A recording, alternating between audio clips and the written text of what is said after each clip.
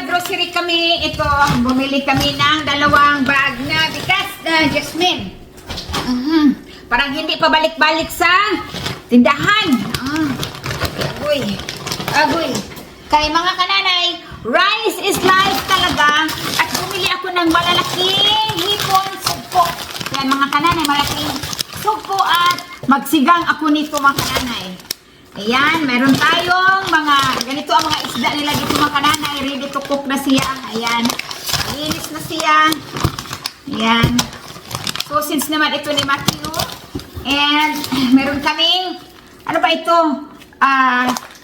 Tenderloin, chicken breast. Yeah, chicken breast ba ito? Yes, boneless, skinless chicken tenderloin. Ang dami namang sinasabi. Ay! Isda pa rin dito mga kananay. Ganito ang isda. Nalulutuin ko kay Daddy Tim at kay Mateo. Ready to cook na. Naka-boneless na siya. O diba? Ganyan sila. O diba? Dito ako nakukuha mga nanay. Tsaka ito. Maganda ito mga kananay kasi nakaano na siya.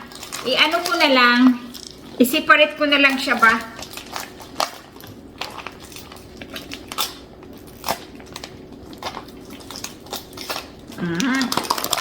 Anim siya, no? Tapos, 6 na serving din ito mga nanay. 6 na serving. O, diba?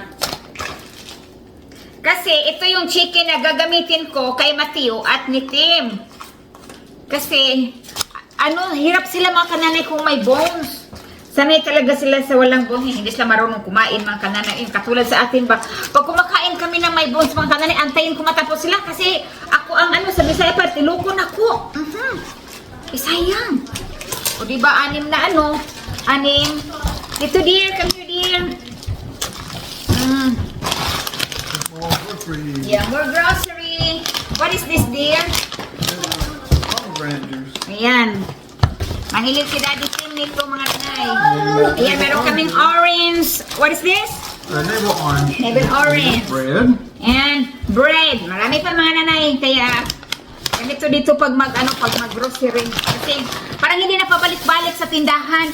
At dumaan rin ako sa Asian store mga nanay. Bumili ako ng sitaw. May sitaw ako sa refrigerator. Bumili ako ng sayote, sitaw.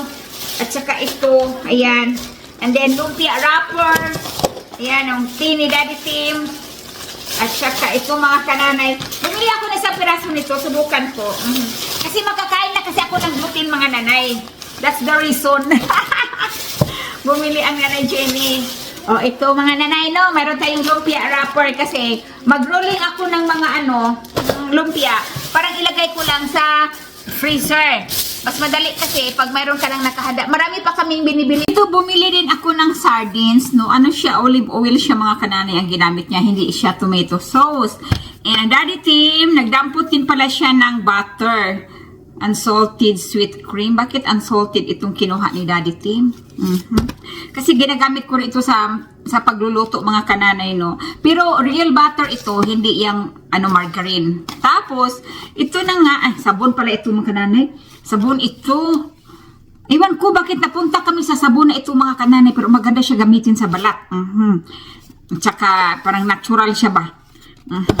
At ito si Daddy Tim, pinabili ko siya ng, kasi magagawa ako ng lumpia. Tapos i-ready ko na sa freezer ba mga kananay. Parang pag magluto tayo, tapos wala kang maisip, mag-defrost ka na diretso at lutuin na natin. O, diba? So, ayan, bumili din pala siya ng paborito niya to okra mga kananay. Ang Amerikano, paborito ang okra. Tapos, ito mga kananay, no, importante talaga sa atin, ito yung dishwasher natin, dishwasher. Yung, yung natin, panghugas natin sa plato, di ba?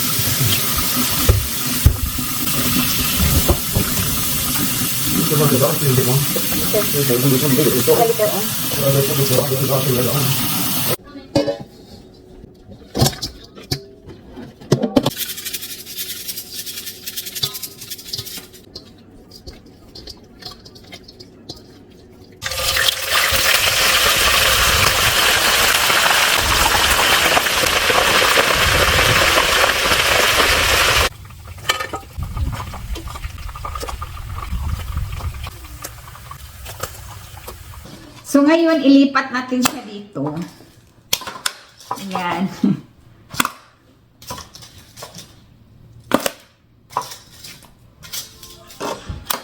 Sabi ni Mateo, smell good daw mga nanay. Sabi ni Mateo, smell good. Hindi ko lang alam sa kapitbahay namin mga nanay. Kung ganun bang naramdaman nila. Ayan, marami na ito.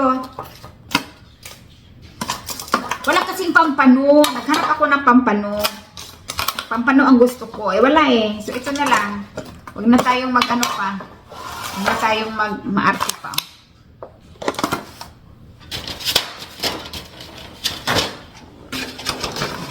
Diba? Oh, ready na! Ready to go! Let's go! Kain tayo! Kain tayo! Kain tayo!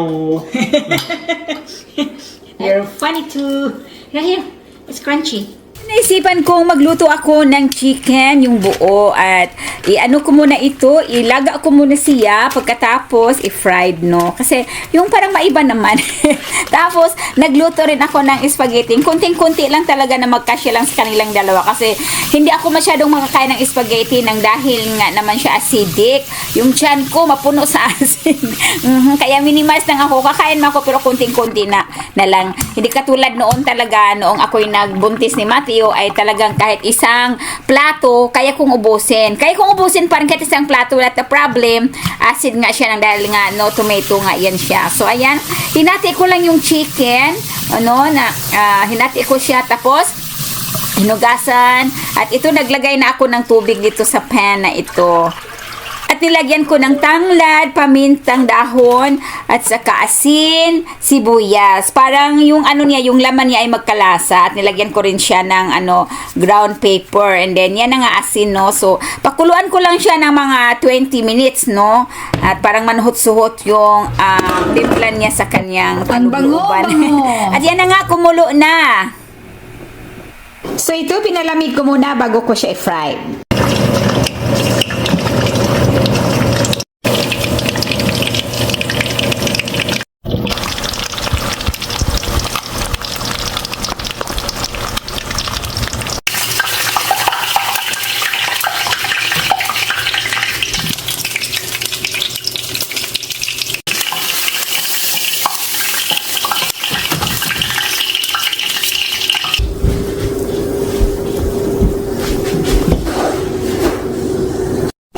Wing after wing.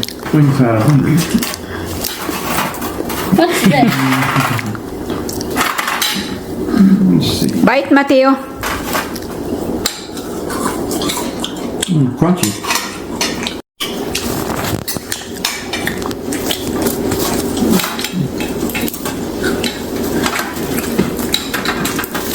It's crunchy. Crunchy skin. Bite it.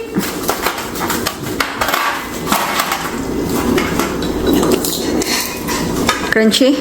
Very crunchy. You want some ketchup? Mateo? No. Tomato sauce in your spaghetti.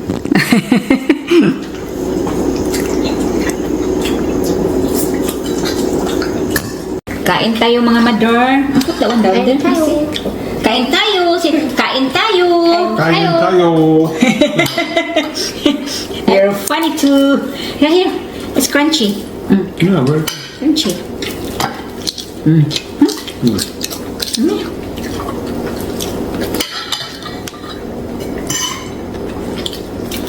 The chicken wing. Whoa, what has cheese?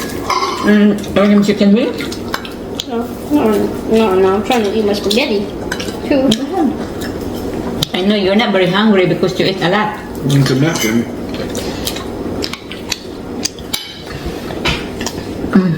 Crunchy. Did it, Timothy? You're eating some chicken. Fine. And tayo! Okay. Thank you.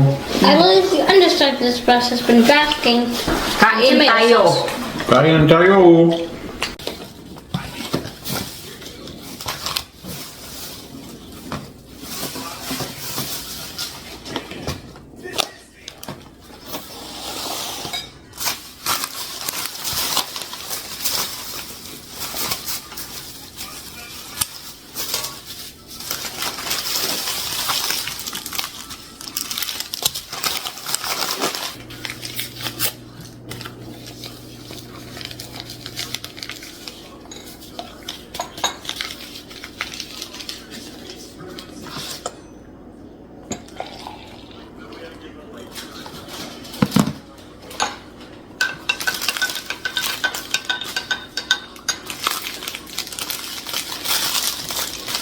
Snack time!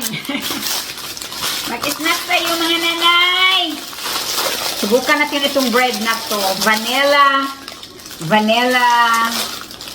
Basta vanilla something. Vanilla bread. Siguro lami. Agoy, kadako man ani ako nakuha. Lo, kalamian ni mga kananay. Kahit kape. Lami.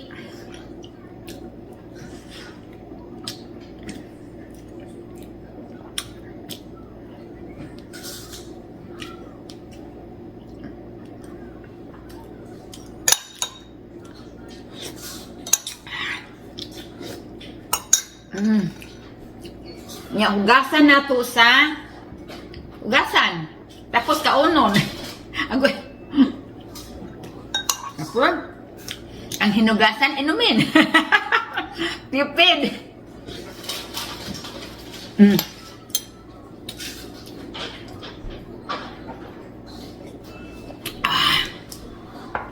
Gamitin mo niya yung abrin. Oy! Hindi masyadong matamis. Ang kalami. Nyanggasan otro. Kaunon.